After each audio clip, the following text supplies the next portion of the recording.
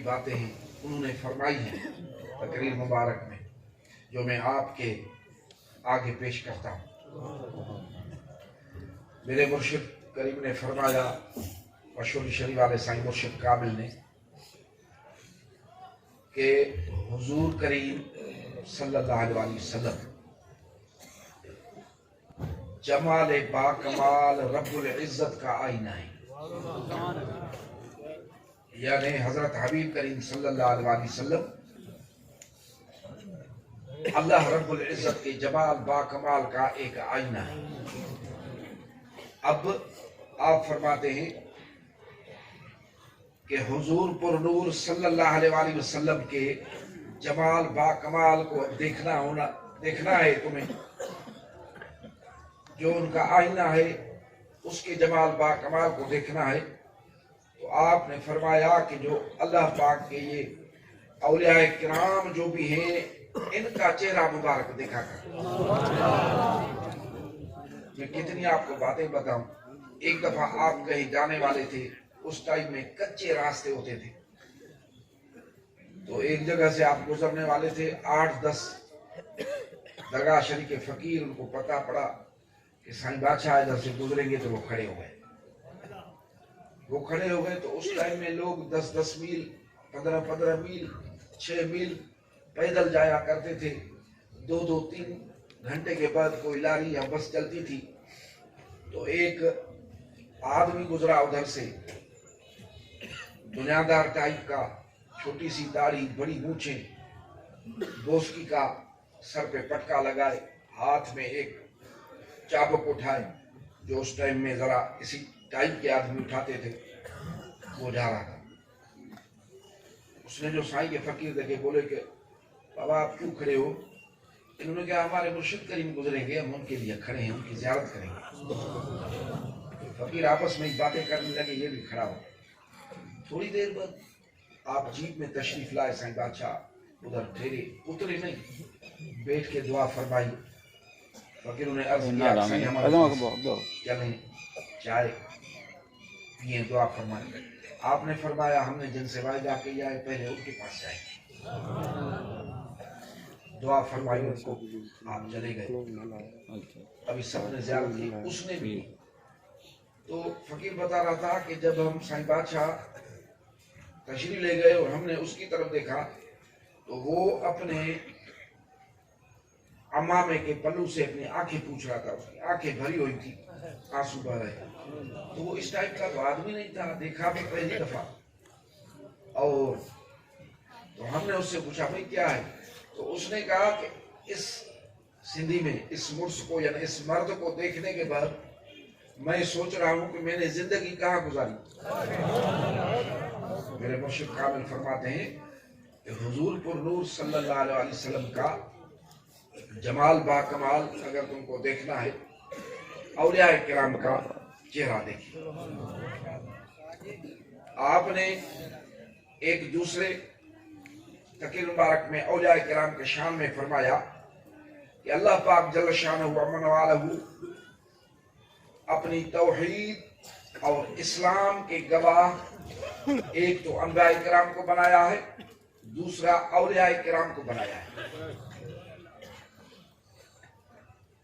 قرآن شریف میں ہے قد جاءکم برہان من ربکم، اللہ پاک فرماتے ہیں کہ اے کفارو، میں نے تمہاری طرف اپنے اسلام کی دلیل حضرت حبیب کریم صلی اللہ علیہ وسلم بھیجا ہے۔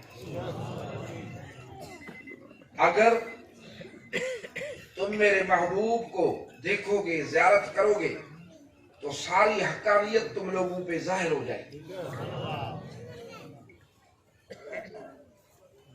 صرف میرے مرشد کامل فرما رہے ہیں کہ حضرت حبیب کریم صلی اللہ علیہ وسلم کا زیارت کرنا ہی کافی ہے۔ ان کے چہرے پر نور مبارک کے دیکھنے سے ہی ایمان والے جو بلب ہیں وہ روشن ہو جائیں۔ آپ فرماتے ہیں کہ اولیاء کرام حضور صلی اللہ علیہ وسلم کے نائب ہیں،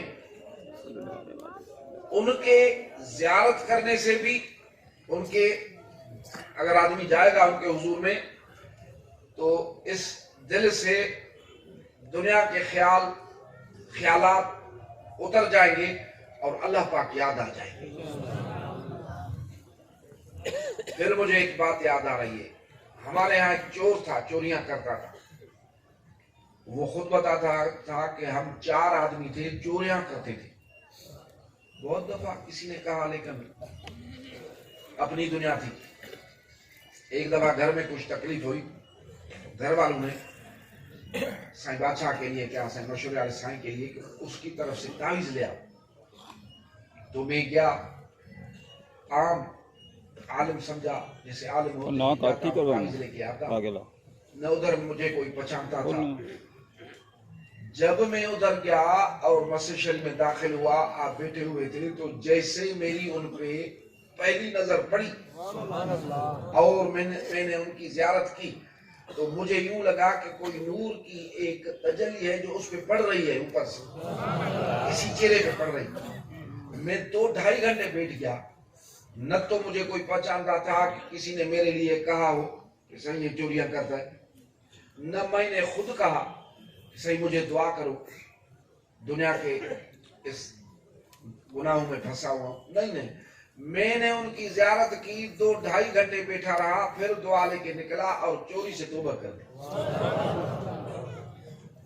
یہ ہوتا ہے اللہ پاک کا یاد آ جانا۔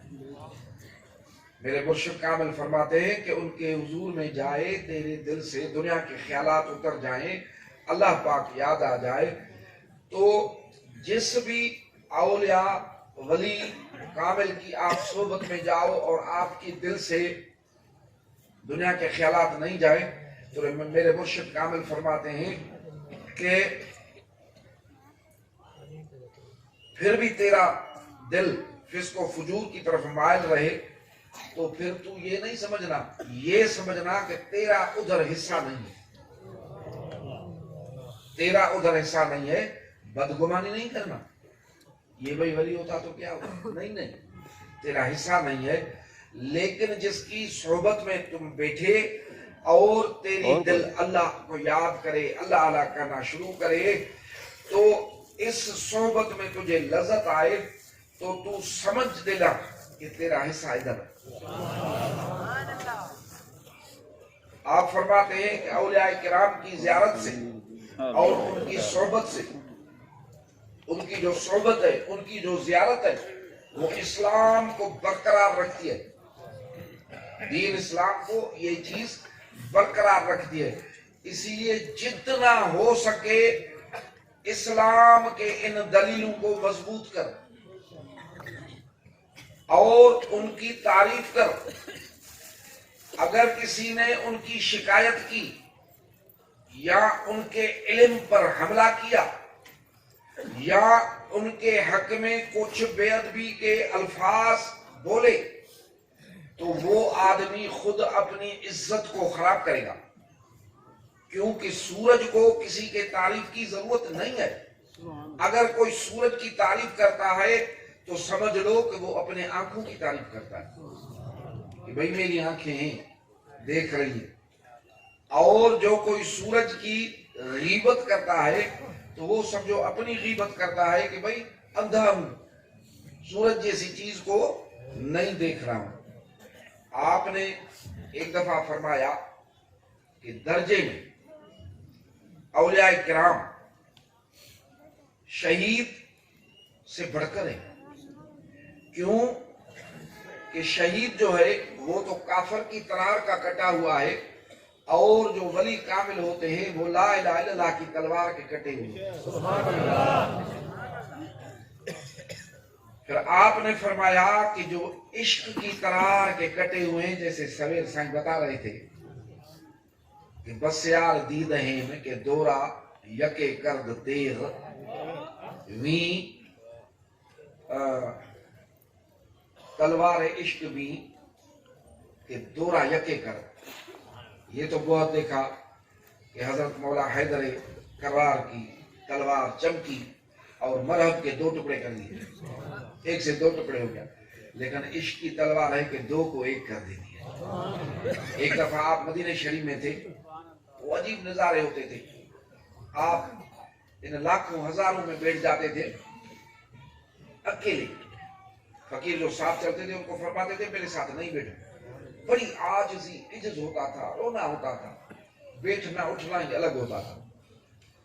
تو جیسے بولتے ہیں کہ بھئی سورج اس کے نیچے نہیں چھپتا ہے، اس کے کیا بولتے ہیں سندھی میں تو ہم کارا بولتے ہیں، تو ایسا با کمال جمال لاکھوں میں بیٹھے بھی چھپے نہیں۔ تو لوگ آتے تھے صحبت کرتے تھے۔ ایک دفعہ آپ ادھر بیٹھے ہوئے تھے تو کوئی آدمی آیا، اس نے کہا کہ صحیح میں بہت بڑا حکیم ہوں، بہت بڑا جاننے والا ہوں، پہلے تو آپ کی صحبت سنی، پھر اس نے کہا کہ میرے پاس سونے کے بنانے کا نسخہ ہے، آپ کی ادھر بڑی درگاہ شریف ہے اور بہت سے لوگ لنگر وغیرہ کرتے ہیں، تو میں چاہتا ہوں کہ میں یہ سونے کا نسخہ آپ کو دوں۔ ابھی کتنی اچھی بات ہے، وہ آدمی کیسا پیارا لگ رہا، لیکن جیسے اس نے یہ کہا تو آپ اٹھے سیدھا مواجہ شریف پر گئے، اتنا تو روئے، رو رو کے عرض کیا کہ میرے سرکار میں نے دنیا کا سوال تجھ سے نہیں کیا ہے، مجھے تو چاہیے، مجھے دنیا نہیں چاہیے۔ تو آپ فرماتے ہیں کہ جو عشق کی قرار کے شہید ہیں وہ کفار کے ہاتھ سے جو شہید ہوئے ان سے درجے میں اوپر ہیں۔ جب ان شہیدوں کے لیے حکم ہے کہ ان کو مردہ نہیں کہو، زندہ سمجھو، یہ میرے پاس کھا رہے ہیں، تو اللہ پاک دیکھتا ہے کہ محبوب کے عشق کی قرار کے جو کٹے ہوئے ہیں وہ بھی بطریق اولا زندہ ہے۔ میرے بھائی باتیں تو بہت ہیں جو آپ نے اللہ کے دوستوں کے لیے فرمائی ہیں۔ آپ نے فرمایا کہ جس نے بھی حضرت حبیب کریم صلی اللہ علیہ وسلم کے دوستوں سے یعنی ولیوں سے نسبت کا ناتا توڑ دیا وہ ابلیس کے اس میں ضرور آ جائے گا۔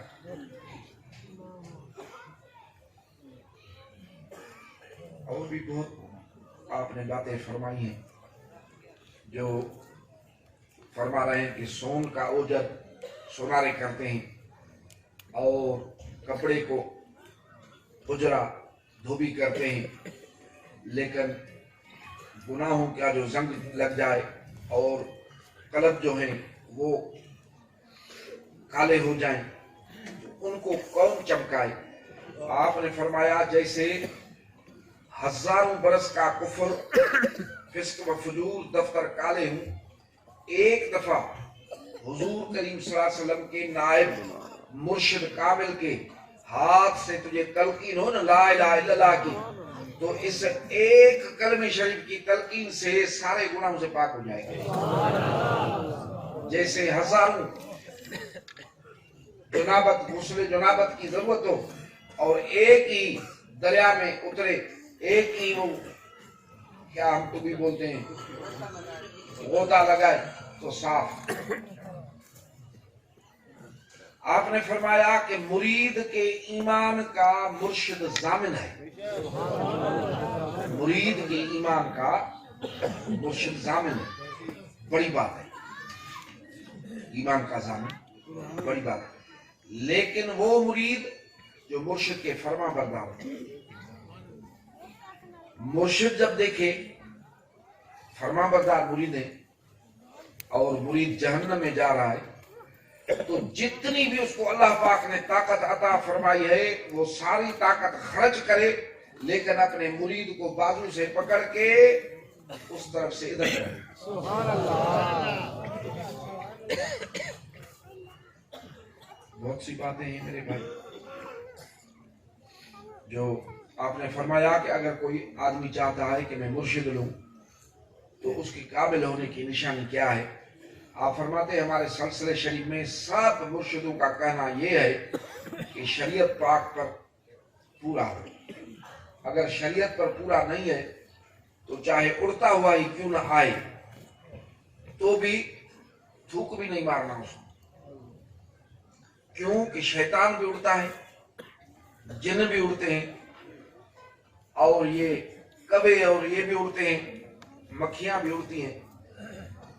تو تم اس آدمی کی کرامت کو نہیں دیکھو، رسول اللہ صلی اللہ علیہ وسلم کی شریعت کو دیکھو.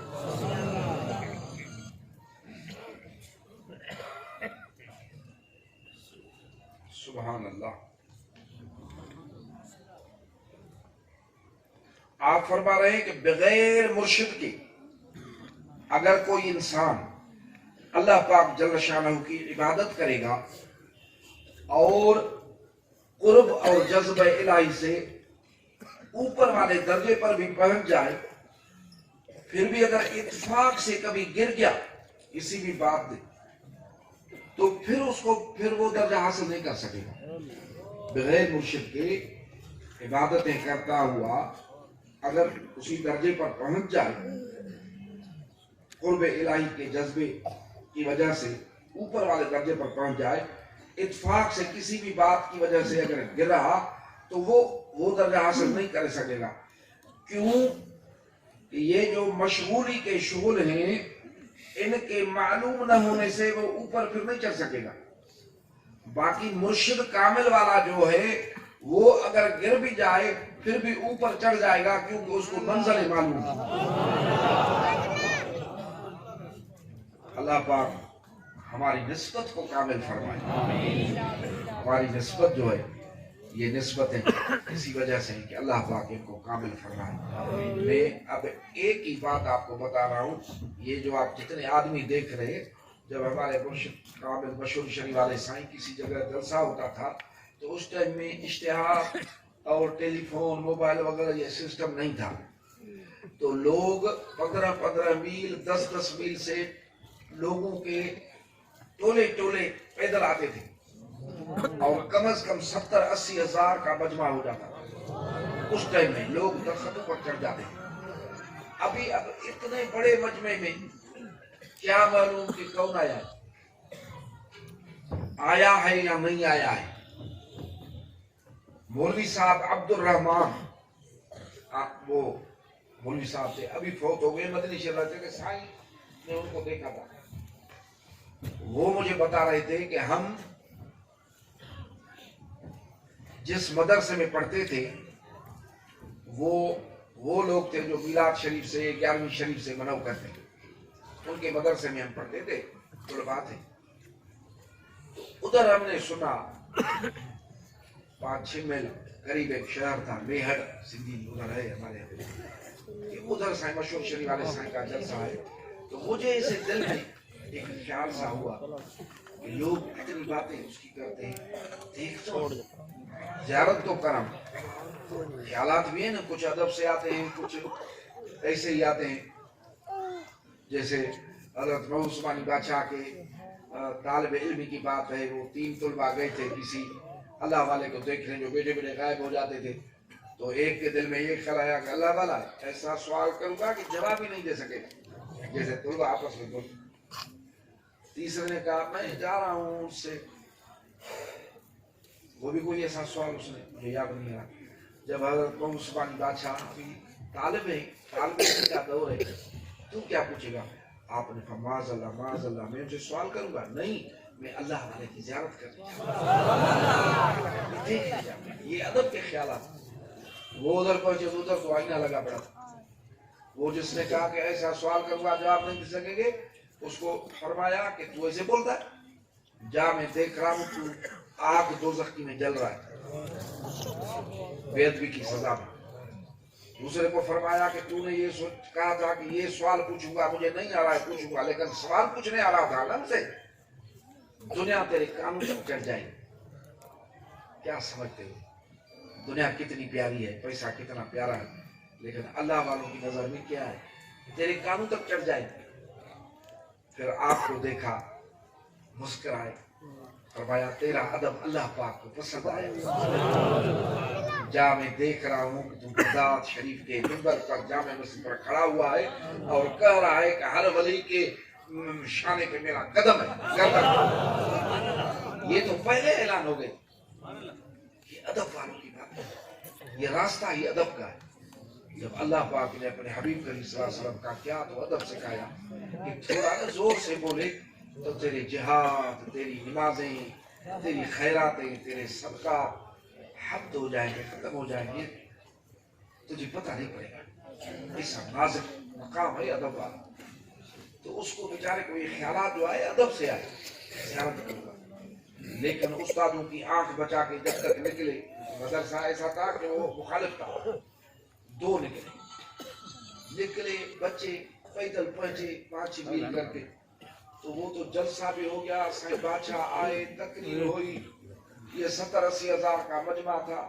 آپ واپس بھی چلے گئے درگاہ پہ، یہ بیڑ شہر میں آئے، پتہ پڑا درگ جلسہ ہو گیا ہے، پھر بیچارے واپس گئے۔ ایسی تو پٹائی ہوئی دونوں کی، استادوں نے کی، تب تک رات کھل گیا، گزر گئے۔ تو 2-3 دن کے بعد اس کو بخار ہو گیا، اس کو اپنے گھر جانے کی اجازت ملی۔ ادھر اس نے جب ٹھیک ہوا تو بڑا ضد کیا کہ کچھ بھی ہو مجھے مشہور شریف والے سائیں کے پاس لے چلو، میں دیکھ۔ انہوں نے کیا تو بچے نے ضد کیا ہے، پٹائی بھی اس کی ہوئی، پھر بھی بڑا ضد کر رہا ہے، یہ اس کو درگاہ مشہور شریف میں لے آئے۔ ابھی ادھر یہ بات نہیں کی، جیسے وہ سائیں بادشاہ سے ملا تو وہ مجھے بتاتا کہ جیسے میں ملا تو سائیں بادشاہ نے مجھے فرمایا کہ بیٹے وہ جو تم سندھی میں، یعنی ابھی اس کا اردو میں ترجمہ کر رہا ہوں، کہ وہ جو تو قدم لے کے آیا تھا، وکھی ہم بولتے ہیں، وکھ آپ کیا بولتے ہیں؟ وکھ قدم، وہ جو تو قدم بھر کے آیا تھا وہ تیرے ضائع نہیں ہوں گے۔ اس نے کہا میں تو حیران رہ گیا کہ نہ ہم ملے، نہ کسی کو بتایا، نہ پتا، اس ہزاروں کے مجمع میں سائیں بادشاہ کو یہ کس نے بتایا؟ بیٹے تو نے جب وہ قدم اٹھائے تھے وہ ضائع نہیں جائیں گے۔ پھر وہ ضائع کیسے نہیں گئے؟ ایسی مہربانیاں ہوئی۔ ایک تو ان کے ادھر سے نکلا، پڑھا نہیں، اہل سنت والجماعت کی مدرسے میں پڑھا، عالم دین بنا، اور زندگی مدینہ شریف گزری، اور وفات بھی ادھر فرمائی،